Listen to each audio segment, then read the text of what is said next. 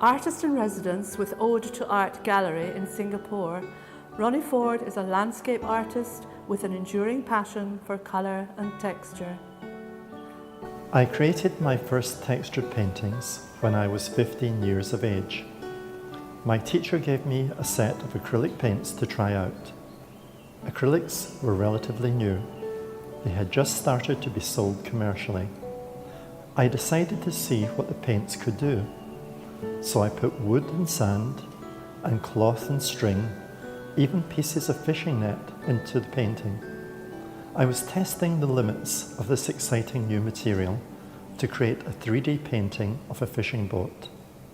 I still have the painting today, still intact some 40 years later, proof of the durability of acrylic paint. At Glasgow School of Art, Ronnie decided to major in sculpture as it gave him the challenge of working in 3 dimensions, as well as the opportunity to paint as much as he wished. It was from this training that he came to create and develop the marriage of sculpture and painting, which he now calls texturescapes.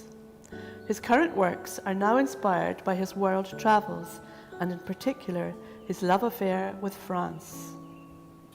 Born in Scotland, land of misty lochs and majestic mountains, he spent a few years of his early childhood in northern Rhodesia, where his father worked as a wildlife photographer and cinema owner. Ronnie recalls the impression the African colours imprinted on his mind.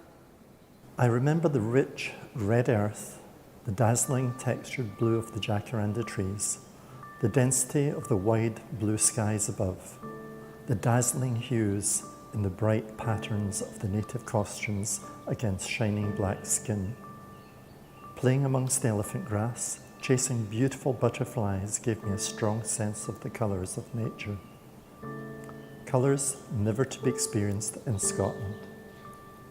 Ronnie's love of landscape developed further in his later childhood, when, in semi-rural Scotland, he spent all his leisure moments indulging in the boyhood adventures the woodlands had to offer, and combing the seashores of his hometown, surrounded by mountains and mist. This provided the inspiration for his earlier works. For 20 years, my wife and I had a second home in the southwest of France, in the very heart of sunflower country, and we used it as a base to explore the landscape further afield. In different seasons, we are treated to different wonders, seas of poppies blending into a red haze on the horizon, the almost blinding brightness of the rapeseed in the spring, apple and cherry blossoms for miles, the golden lines of harvested wheat fields in autumn, and the magnificent lavender fields of Provence. It is impossible not to be inspired by what is nothing less than an artist's paradise. When inspiration strikes, Ronnie takes photographs of the scene from many angles. Sometimes he sketches on the spot. Sometimes he waits till he returns home to sketch what details remain in his memory. Often he will leave the idea to nestle in his subconscious for some time before deciding when it's time to create the scene on canvas. The sketches will form the basis of the idea, while he surrounds himself with the photographs in order to recall the colours which attracted him to the particular landscape in the first place. Often he'll recompose as he works into the canvas, without drawing or outlining, using only his intuition to create the final composition. His aim is not to create a photographic image of a place, but to capture its essence. In most cases, my paintings begin with the sky. I've created my own special colour mixes, which for me portray the perfect and different moods of those wide French skies.